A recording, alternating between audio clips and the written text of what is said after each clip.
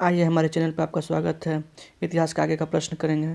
प्रश्न है, ठगी प्रथा के उन्मूलन से संबंध गवर्नर जनरल थे। का सही आंसर हो जाएगा विलियम बेंटिक। इसका शासनकाल 1828 से 1835 ईस्वी के बीच में रहा। अगला प्रश्न है, निम्नलिखित में से किस भारतीय को रॉबर्ट क्लाइव ने बिहार का नायब दीवान नियुक्त किया था? इसका सही आंसर हो जाएगा राजा सिताब राय को। अगला प्रश्न है, ब्रिटिश भारतीय राज क्षेत्र का अंतिम प्रमुख विस्तार किसने किया था? इसका सही आंसर हो जाएगा डलहौजी के समय में। अगला प्रश्न है, अंग्रेजी शासन के दौरान भारत के आर्थिक दोहन के विचार का प्रतिपादन किसने दिया था? इसका सही आंसर हो जाएगा दादाभाई नौरोजी ने। अगला प्रश्न है, वर्ष 1829 में सती प्रथा का उन्मूलन किसके द्वारा किया गया था? इसका सही आंसर हो जाएगा लॉर्ड विलियम बेंटिक ने। अगला प्रश्न है, कन्याकुमारी का रॉक मेमोरियल निम्नांकित में से किसके लिए समर्पित है? इसका सही आंसर हो जाएगा स्वामी विवेकानंद के लिए। अगला प्रश्न है, निम्नलिखित में से कौन सा सुमेलित नहीं है?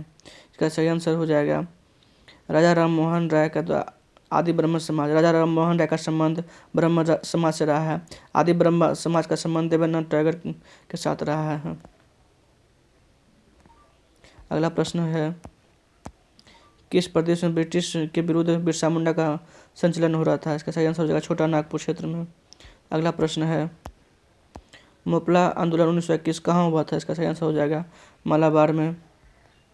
अगला प्रश्न है, भारत में 19वीं सदी के जनजातीय विद्रोह के लिए निम्नलिखित में से कौन से तत्व ने साझा कारण मुहैया किया था?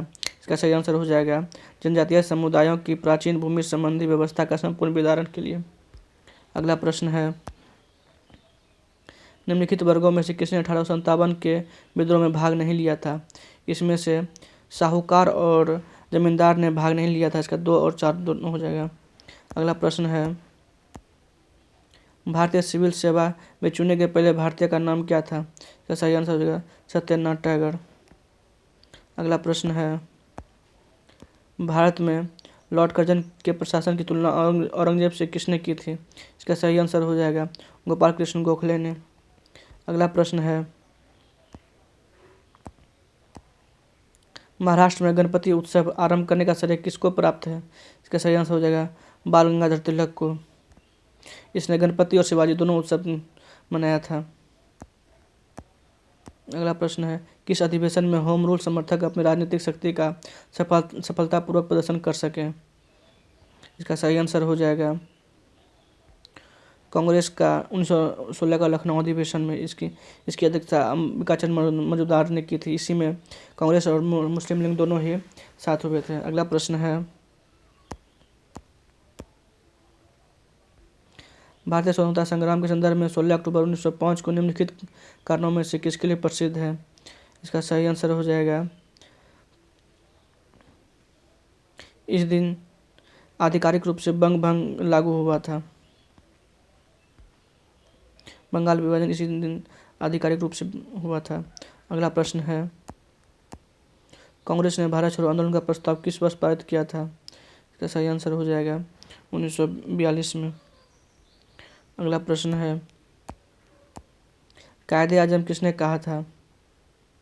कायदे आजम किसे कहा जाता है? इसका सही आंसर हो जाएगा मोहम्मद अली जिन्ना को। महात्मा गांधी ने कहा था। अगला प्रश्न है, नेहरू रिपोर्ट को अंतिम रूप से अगस्त 1928 में आयोजित सर्वदलीय सम्मेलन में स्वीकार किया गया था। इस सम्मेलन की अध्यक्षता किसने की थी? इसका सही आंसर हो जाएगा डॉक्टर अंसारी ने। अगला प्रश्न है, भारत छोड़ो आंदोलन का नेतृत्व क्या था? इसका सही आंसर हो जाएगा महात्मा गांधी ने। धन्यवाद।